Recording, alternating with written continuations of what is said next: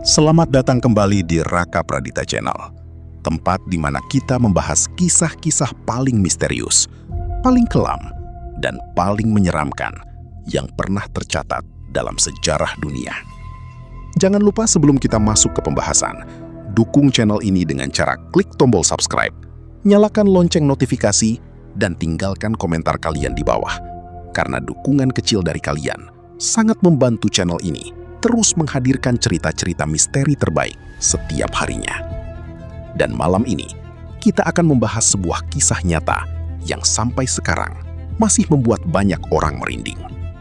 Sebuah kisah tentang seorang pasien rumah sakit jiwa di awal tahun 1900-an yang menciptakan manusia dari jerami, lalu memperlakukannya seperti manusia hidup.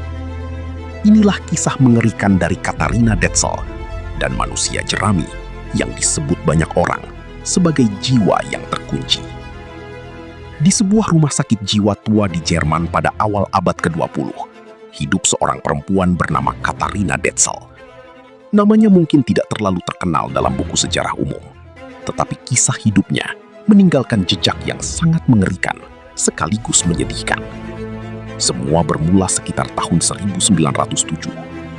Pada masa itu, rumah sakit jiwa bukan tempat penyembuhan seperti sekarang. Lorong-lorong bangunan dipenuhi bau lembab, dinding dingin, suara jeritan samar para pasien, dan ruang isolasi sempit yang membuat banyak orang perlahan kehilangan kewarasannya. Gangguan mental saat itu sering dipahami secara salah. Banyak pasien bukan disembuhkan, melainkan dikurung.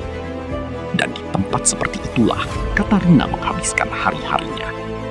Tidak banyak catatan tentang masa kecilnya, namun diketahui bahwa ia berasal dari Luxembourg dan dirawat di rumah sakit jiwa Jerman karena kondisi mental yang dianggap tidak stabil. Hari-hari Katharina berjalan sangat lambat. Ia hidup di kamar kecil dengan tempat tidur jerami kasar. Cahaya matahari hanya masuk sedikit dari jendela kecil bertirai besi. Kesunyian menjadi teman setiap harinya. Dan dari kesunyian itulah sesuatu yang mengerikan mulai lahir. Para perawat mulai menyadari jerami dari kasur Katharina perlahan berkurang. Potongan kain dan pakaian tua juga sering hilang tanpa alasan jelas. Awalnya mereka tidak terlalu peduli. Namun sebenarnya, diam-diam Katharina sedang menciptakan sesuatu di dalam kamarnya. Sedikit demi sedikit, ia mengambil jerami dari tempat tidurnya sendiri.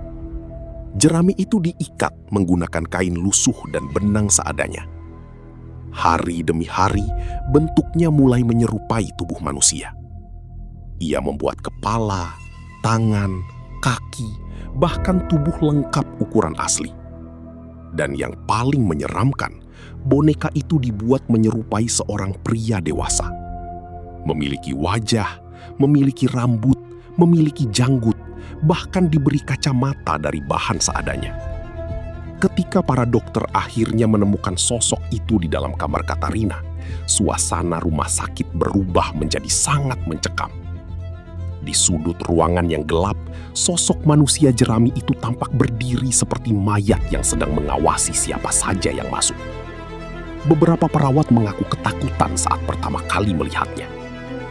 Namun bagi Katharina, itu bukan boneka biasa. Ia memperlakukannya seperti manusia sungguhan. Kadang ia duduk diam menatap boneka itu selama berjam-jam. Kadang ia berbicara sendiri, seolah sedang bercakap dengan seseorang. Bahkan menurut beberapa catatan, Katharina pernah menari bersama boneka itu di dalam kamarnya pada malam hari. Tetapi di waktu lain, ia berubah sangat agresif. Ia memukul boneka itu, menyeretnya ke lantai, menghantam wajah jerami itu ke dinding seperti melampiaskan kemarahan yang sangat dalam. Lalu setelah emosinya reda, ia akan memeluk boneka itu kembali, seolah ia menyesali perbuatannya. Para dokter mulai percaya bahwa manusia jerami itu adalah manifestasi dari pikirannya sendiri. Mungkin sosok laki-laki yang pernah hadir dalam hidupnya. Mungkin seseorang yang ia cintai. Atau mungkin hanya hayalan yang tercipta karena kesepian yang terlalu lama. Dan di titik inilah, kisah Katharina berubah dari sekadar aneh menjadi sangat tragis. Bayangkan hidup bertahun-tahun dalam ruang isolasi, tanpa teman bicara, tanpa pelukan hangat, tanpa seseorang yang benar-benar peduli. Kesepian yang terlalu lama bisa menghancurkan manusia secara perlahan. Dan mungkin manusia jerami itu hanyalah cara Katarina untuk bertahan hidup di tengah kehancuran mental yang ia alami. Teman-teman yang sedang menonton video ini, semoga kita semua selalu diberikan kesehatan mental, dijauhkan dari kesepian yang menghancurkan, dan selalu dikelilingi orang-orang baik yang peduli kepada kita. Karena terkadang, luka paling mengerikan bukanlah luka fisik, melainkan luka yang tidak bisa dilihat oleh mata.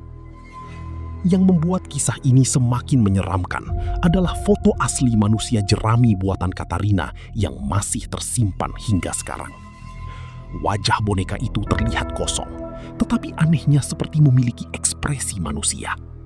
Tatapannya membuat banyak orang merasa tidak nyaman.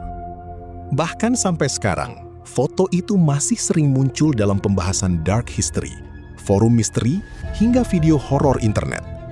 Banyak orang percaya bahwa boneka itu memiliki aura menyeramkan karena dibuat oleh seseorang yang perlahan kehilangan kewarasannya. Ada pula rumor yang mengatakan para perawat pernah mendengar Katarina berbicara dengan seseorang di kamarnya. Padahal ia sendirian. Namun hingga hari ini, tidak ada bukti supernatural yang benar-benar valid. Sebagian besar sejarawan percaya, kisah ini adalah gambaran tragis bagaimana pasien gangguan mental diperlakukan pada masa lalu. Dan mungkin, di balik sosok menyeramkan manusia jerami itu, sebenarnya hanya ada seorang perempuan yang sangat kesepian, yang mencoba menciptakan teman agar ia tidak benar-benar merasa sendirian di dunia ini. Dan menurut kalian, apakah manusia jerami itu hanya boneka biasa? Atau ada sesuatu yang benar-benar ikut hidup di dalamnya? Tulis pendapat kalian di kolom komentar. Kalau kalian suka pembahasan misteri gelap, sejarah menyeramkan, dan kisah nyata paling disturbing dari seluruh dunia, jangan lupa klik like, subscribe, dan aktifkan lonceng notifikasi, supaya kalian tidak ketinggalan video terbaru dari Raka Pradita Channel.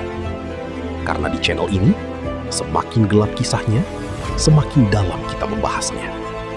Sampai jumpa di kisah misteri berikutnya, dan selamat malam.